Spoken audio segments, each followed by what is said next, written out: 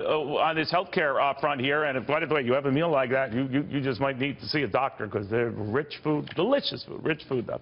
Maine Senator Susan Collins among the early no's, or so it seems, to this reworked plan on the part of the Republican Party to try to get something going together on an Obamacare replacement. Rand Paul is already a given no, so there are your two no's. So you can't afford any more than that. We know of at least 8 others who were anxious about it. Alabama Republican Senator Luther Strange. Senator, good to have you.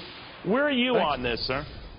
Well, I'm very encouraged, actually, after the briefing, all-senator briefing this morning, and then I just came from our policy lunch where the negotiations are ongoing. But I like what I see so far. I really am encouraged. Now, obviously, there were some allowances made to win over folks like your colleague Susan Collins. Apparently not enough. John McCain, he didn't say one way or the other way he'd reject it, but he didn't sound very hopeful. A lot of the problem seems to be that to win over moderates, sir, you're going to tick off conservatives who don't like how big Medicaid is getting or how much money is being thrown at it to win over votes. Where do you think this will go? For the procedural vote next week, and then after that, if it gets after that? Well, I'm for sure hoping we'll get on the vote, so the procedural vote will pass next week. But I'm in the conservative camp, so I like what I've seen. I like the health savings account flexibility. I like the freedom amendments that give more diversity to choices, things that I like. But the talk is still ongoing. So Bill Cassidy and others who are close to Senator Collins are working, and if we can get on the bill, I think we will have the robust amendment process. And again, I'm optimistic we're going to deliver here. Senator, any pressure you feel on the part of the president saying yesterday that he would be very angry if Republicans failed at this? No, I don't think so, Neil, because I hear that from my constituents all the time. I mean, they want us to take action. That's what we were elected to do. And so I'm not surprised that he would say that. I hear it all the time. We've got a disaster we're dealing with. But I'm guardedly optimistic. I really am. I think today the mood was different, and people are working together and hearing each other talk, not just talking over them. So that's all good. Those are all good signs to me. Do you get a sense, Senator, that the party could swallow, maybe can you swallow, keeping these taxes, 2 key taxes, largely on the upper income, the 3.8% surtax on investment income, and then the nearly 1 percentage point Medicare tax? Can you live with that?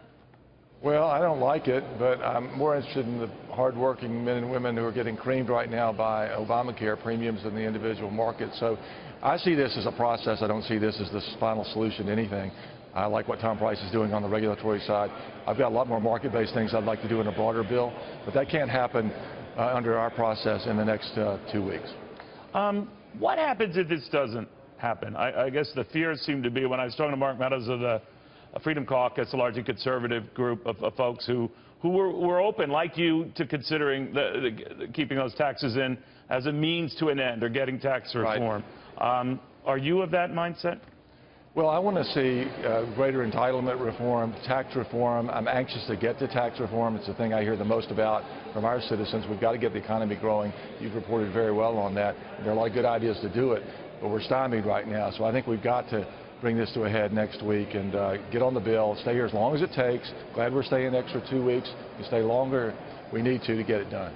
Now, Paul Ryan indicated to the Speaker that if the Senate turns out or approves a measure, they will obviously stick around, obviously in conference to put together an acceptable measure to both houses. How likely do you think that is? He seems to be predicating the House's summer plans on what you guys are doing. Well, they probably have more to do. They could stick around as well and work like we are, but I'm hoping they'll be working on a reconciliation bill, as you say. That's where we want to be, and I don't doubt they'll be here and stay with us, and we'll stay here as long as it needs to get it together and then come back and vote on final passage. If you don't get this through, and I know it's jumping the gun, Senator, but are you worried that the whole agenda for your party goes kablooey?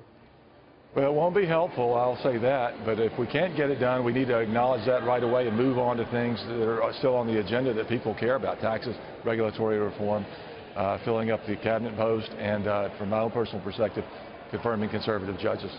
All right, Senator, thank you. Very good seeing you. Be well. Thank you. Great seeing you. All right, Senator Luther Strange of Alabama. He sits on the Senate Budget Committee.